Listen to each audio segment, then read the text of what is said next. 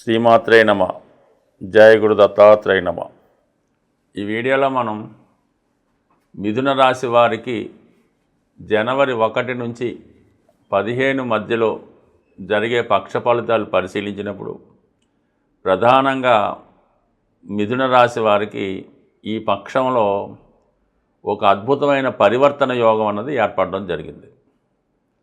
మరి ప్రస్తుతం కొంతకాలంగా రాశి అందే సంచరిస్తున్నటువంటి గురువు అంటే మనకి సప్తమాధిపతిగా రాశి యందు, దశమాధిపతిగా రాశి యందు సంచరించే కాలంలో జాతకుడు స్వయం కృషితోనే తను ఉద్యోగ ప్రయత్నాలు చేసుకోవడం, వివాహానికి సంబంధించినటువంటి సమస్యలు ఏవైనా ఉంటే దాన్ని పరిష్కరించుకొని జీవిత భాగస్వామికి అనుకూలంగా మారి కొన్ని ప్రధానమైనటువంటి సమస్యలు పరిష్కరించుకోవడం జరుగుతూ ఉంటుంది.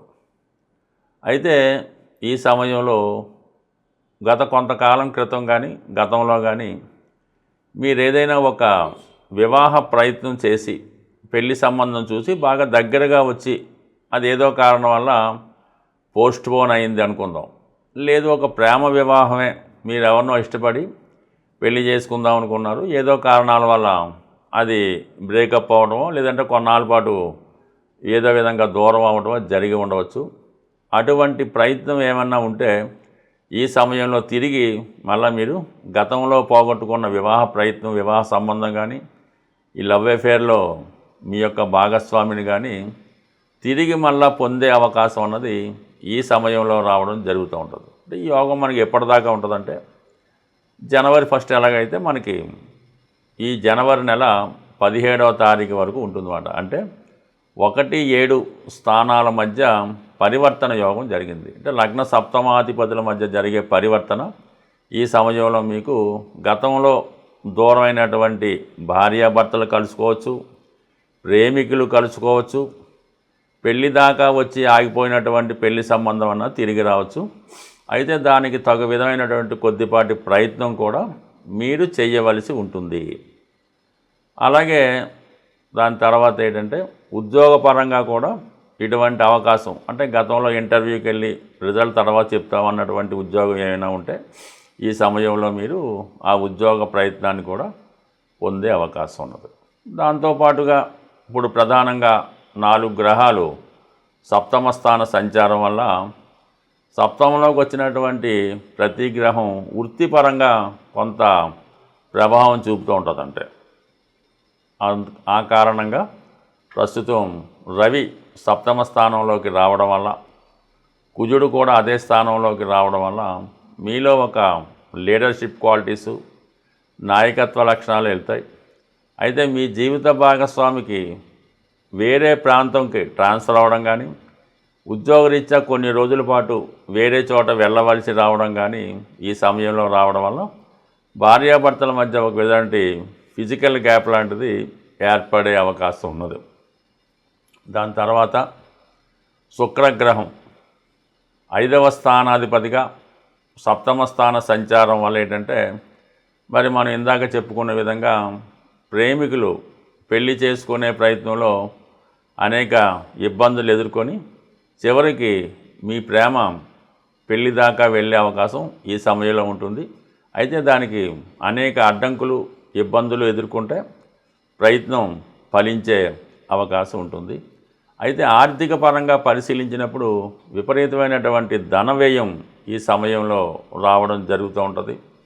ఏదైనా ఒక మీలో ఉన్నటువంటి టాలెంట్ని బయటపెట్టే ప్రయత్నంలో కానీ, లేదంటే ఏదైనా ఒక షేర్లోనో ఎంటర్టైన్మెంట్ కార్యక్రమాలు ఇన్వెస్ట్ చేయడం కానీ, కొన్ని సందర్భాల్లో ఏదైనా ఒక పందెం ద్వారానో, షేర్ మార్కెట్లోనో, లేదంటే ఆన్లైన్ బెట్టింగ్ ద్వారానో కూడా కొంత ధన నష్టం జరిగే అవకాశం ఉంది. కాబట్టి ఎట్టి పరిస్థితుల్లో కూడా ఈ సమయంలో మీరు ఈజీ మనీ కొరకు కానీ, బెట్టింగ్ విషయంలో కానీ, లేదంటే ఎవరికన్నా అటువంటి అవకాశాలకి ఆర్థిక పరంగా సహకారం కానీ చేయడం అన్నది అంత అనుకూల విషయం అయితే కాదు.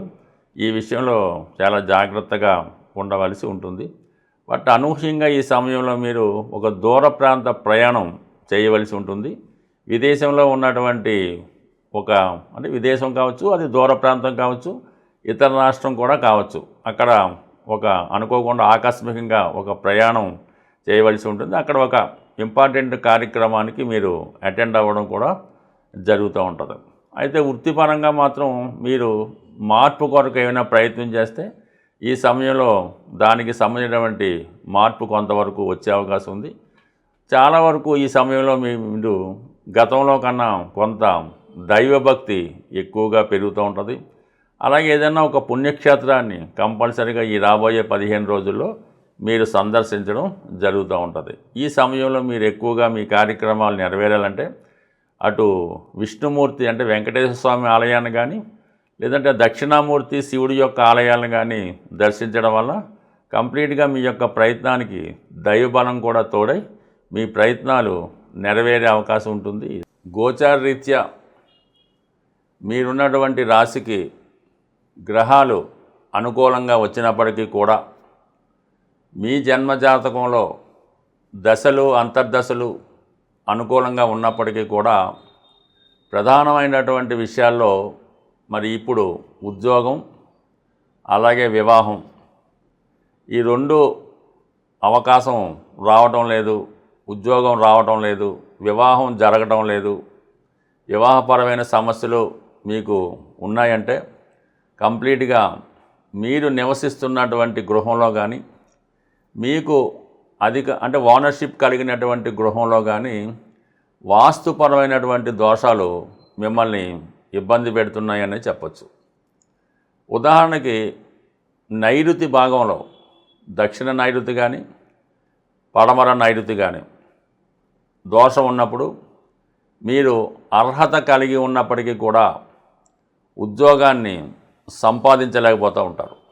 ఎందుకంటే అక్కడ ఈ దక్షిణ నైరుతిలో అంటే కుజుడు రాహు ప్రభావం, పశ్చిమ నైరుతి అంటే శని రాహు ప్రభావం. ఈ ప్రభావం వల్ల ఒకప్పుడు మంచి ఉద్యోగం ఉండి సడన్గా పోగొట్టుకొని మళ్ళీ అటువంటి ఉద్యోగాన్ని పొందలేకపోవడం, అర్హత ఉన్నా కూడా ఉద్యోగాన్ని పొందలేకపోవడం జరుగుతూ ఉంటుంది. ఇది ఒక ఎత్తు అయితే మీ కుటుంబంలో మీరు ఆ కుటుంబంలో ఒక వ్యక్తి అయి ఉంటే మీ కుటుంబ పెద్దల చేత వాళ్ళు తరచూ మిమ్మల్ని విమర్శించడం, ఇబ్బంది పెట్టడం కూడా జరుగుతూ ఉంటుంది. అంటే మీకు ఆ కుటుంబంలో తల్లిదండ్రులతో కానీ తల్లి కొడుకులతో కానీ సరైనటువంటి సత్సంబంధం లేకపోవడం, ఈ కావాలనే ఈ జాతకుడు ఉద్యోగానికి వెళ్లకుండా ఇబ్బంది పెడుతూ ఉంటాడు.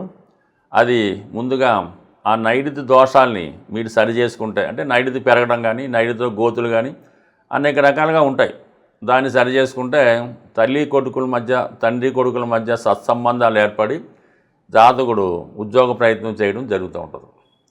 అలాగే వాయువు దిశలో ఉత్తర వాయువు ప్రాబ్లం ఉంటే ఆ కుటుంబంలో వివాహం అన్నది ఆలస్యం అవుతూ ఉంటుంది.